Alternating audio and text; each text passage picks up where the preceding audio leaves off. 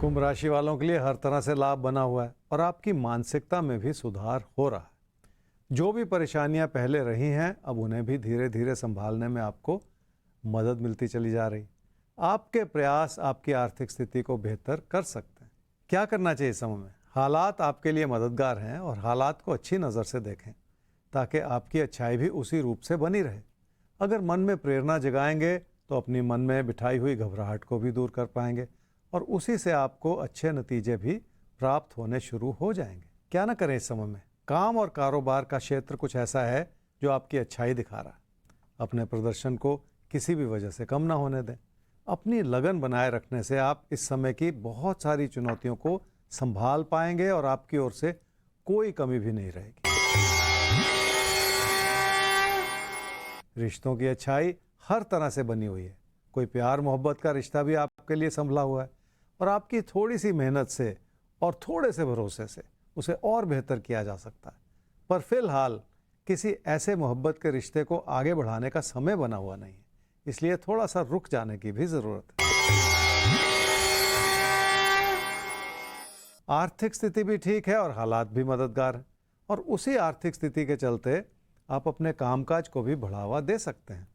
उधार लेने के बजाय अगर उधार को चुकता करने की कोशिश करेंगे तो आपके फैसले सही होते चले जाएंगे। मीन राशि वालों की कामकाज के प्रति लगन बढ़ रही है।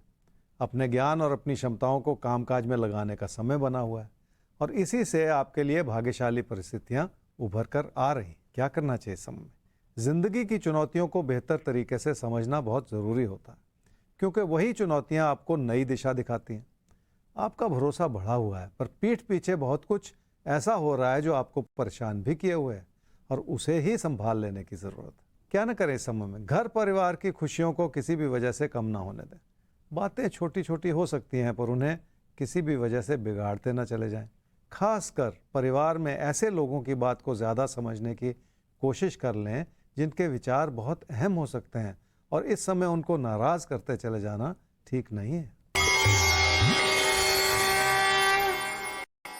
धन दौलत की स्थिति ठीक है पर अपनी समृद्धि को लेकर या बचत को लेकर आपको थोड़ी सी योजना बनानी होगी, क्योंकि ऐसा करने से ही आप धीरे धीरे किसी निवेश की भी योजना बना पाएंगे। कामकाज के क्षेत्र में आपको लोगों से तालमेल बढ़ाना होगा।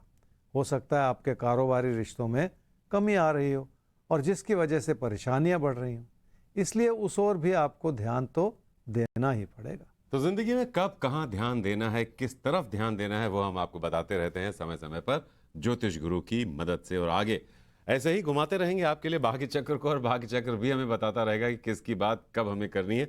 लेकिन अभी वक्त आ गया है सवालों के सिलसिले को लेने का।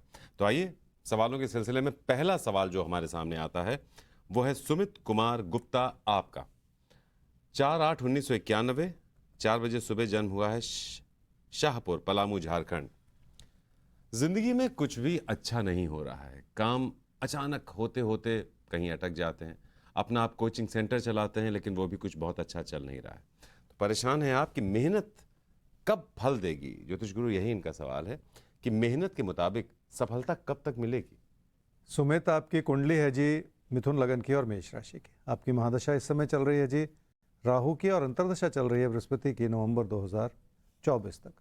आपने कहा कि काम रुक जाते हैं और आर्थिक स्थिति भी अच्छी नहीं है। एक कोचिंग सेंटर आप चलाते हैं। देखिए, अभी का जो समय है वो कारोबार में और पैसे को लेके खासकर दबाव वाला बना हुआ है, तो बहुत सारे प्रेशर्स हो सकते हैं आपके ऊपर।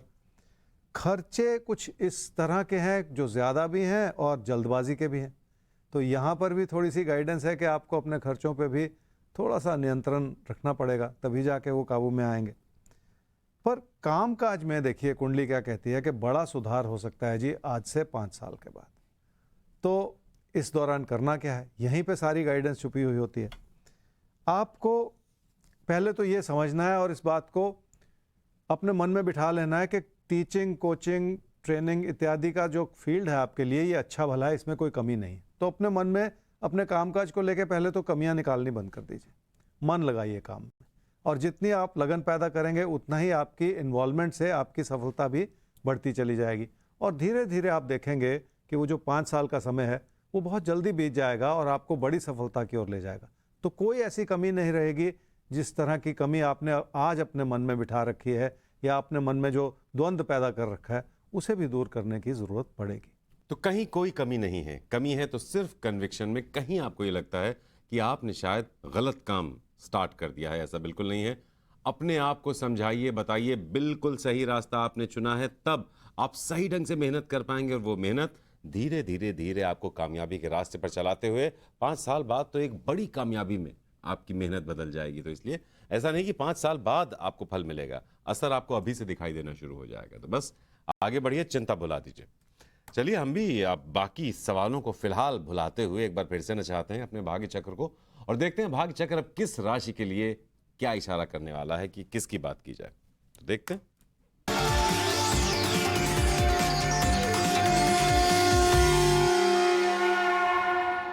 तो भाग्य चक्र ने मौका दिया है मेष और वृषभ को अपने बारे में जानने का। तो तैयार हो जाइए मेष और वृषभ राशि वालों, आपको ज्योतिष गुरु देंगे आज के लिए कुछ अचूक बेहतरीन टिप्स। मेष राशि वालों को मन में बिठाई हुई हर तरह की चिंता को पीछे छोड़ना होगा और नई नज़र के साथ जिंदगी को देखना होगा। ऐसा करने से आप अपनी घबराहट को हटा पाएंगे और अपनी मेहनत को और मजबूत कर पाएंगे। फिर भी अपनी ज़िंदगी में किसी भी तरह की अस्थिरता बनाते चले जाने से फिलहाल आपको बचना होगा, क्योंकि उसका कोई फ़ायदा नहीं है, उससे नुकसान ही होता है। क्या करना चाहिए इस समय में? अपने आसपास के लोगों के प्रति भरोसा बनाए रखें। जितना आप उन्हें समझने की कोशिश करेंगे उतना ही आपके हालात बेहतर होते चले जाएंगे और आपसी तालमेल बढ़ेगा। इसी के चलते ज़िंदगी में सुख का माहौल भी बना रहेगा आपके लिए। क्या ना करें इस समय में? सिर्फ रुकावटों का ना सोचते चले जाएं, क्योंकि रुकावटें हम सब के लिए हर रोज़ बनी हैं। अगर उन्हें रुकावटें ना समझकर चुनौतियां समझ लिया जाए तो उन्हें संभालना भी आसान हो जाता है। इस वजह से अपने मन में किसी भी तरह की नकारात्मकता की भावना बिल्कुल ना आने दें।